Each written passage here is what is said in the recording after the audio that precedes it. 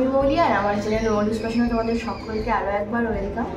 তো আজকে একটা গাছের রিপোর্টিং করব, খুব পরিচিত গাছ তোমাদের, গরমকালে বিশেষ করে প্রচুর পরিমাণে ফুল দেয়। তো সেটা হলো এই জুঁই গাছটা।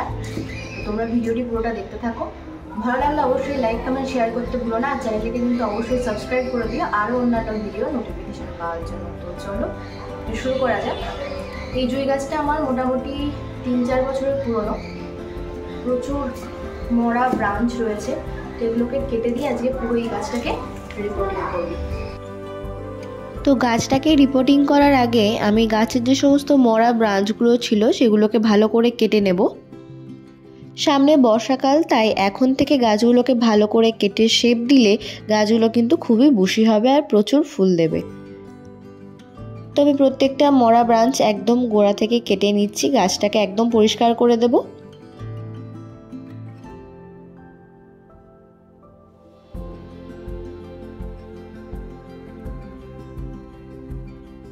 তো মরা ডালগুলোকে কেটে নেওয়ার পরে আমি এবার গাছটাকে একটা সুন্দর শেপ দেব। তার জন্য যে সমস্ত ডালগুলো লম্বা হয়ে গেছে সে সমস্ত ডালগুলোকে ভালো করে কেটে নেব। প্রত্যেকটা ডালের হাইট যেন সমান হয়, এতে করে প্রত্যেকটা এই সমান হাইটের ডাল দিয়ে নতুন করে আবার ব্রাঞ্চ বেরোবে এবং গাছটা আরও ঝোপালো হয়ে উঠবে। তো আমি সেই মাপ অনুযায়ী প্রত্যেকটা ডালকে কেটে দিচ্ছি।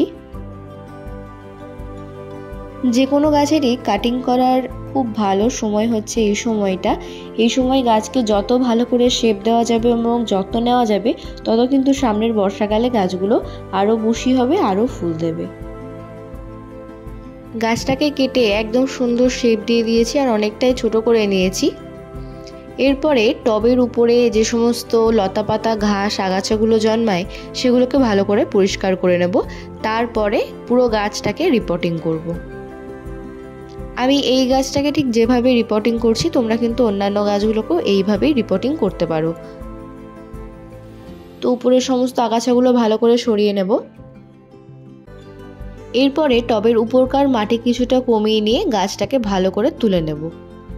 গাছটাকে এভাবে আপরুট করার সময় খেয়াল রাখতে হবে যাতে গাছের মেইন রুট বলটা নষ্ট না হয়।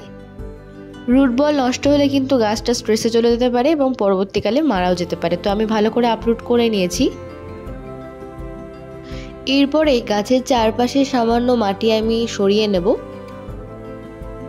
গাছের চারপাশের পুরনো মাটিগুলো সরিয়ে নেওয়ার পর গাছটাকে একটা নতুন মাটির মিশ্রণে বসাবো।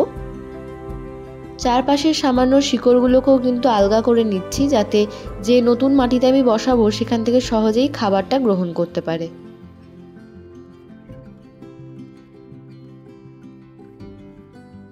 তো ভালো করে চারপাশের মাটিগুলো সরিয়ে নিয়েছি। এরপর নতুন মাটির মিশ্রণ তৈরি করার জন্য নিয়ে নেব কিছুটা গার্ডেন সয়েল। বেশিরভাগ পরিমাণ এটাই নেব, এর সাথে কিছু কিছু খাবার এবং নিমখোল অ্যাড করব। তো খাবারের মধ্যে আমি দিয়েছি সামান্য পরিমাণে হাড় গুঁড়ো আর সামান্য ভার্মি কম্পোস্ট। এই দুটো মিশ্রণ দিয়েই আমি এই গাছের নতুন মাটিটা তৈরি করব। ভালো করে এটাকে মিশিয়ে নেব।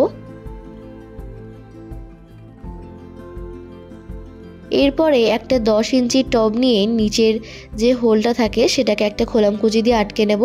মিশ্রণ দিয়ে কিছুটা পূর্ণ করার পরে গাছটাকে ভালো করে বসিয়ে নেব। চারপাশ দিয়ে দেব নতুন মাটির মিশ্রণ। মিশ্রণ দিয়ে ভালো করে পূর্ণ করা হয়ে গেলে যাতে এয়ার হোলস না থাকে তাই একটু এরকমভাবে খুঁচিয়ে দেব। এরপর কাটা জায়গাগুলোতে ভালো করে ফাঙ্গিসাইড লাগিয়ে নেব, কারণ এই কাটা জায়গাতে বর্ষা জল পড়লে পরবর্তীকালে কিন্তু ফাঙ্গাস অ্যাটাক হয়ে থাকে। তো আজকের ভিডিওটা এটুকুই। কেমন লাগলো অবশ্যই কমেন্ট করে জানিও। ভালো লাগলে লাইক কমেন্ট শেয়ার করতে একদম ভুলো না। চ্যানেলটিকে কিন্তু সাবস্ক্রাইব করে দিও। তো চলো আজকের মতো এটুকুই, দেখা হবে পরের ভিডিওতে। টাটা।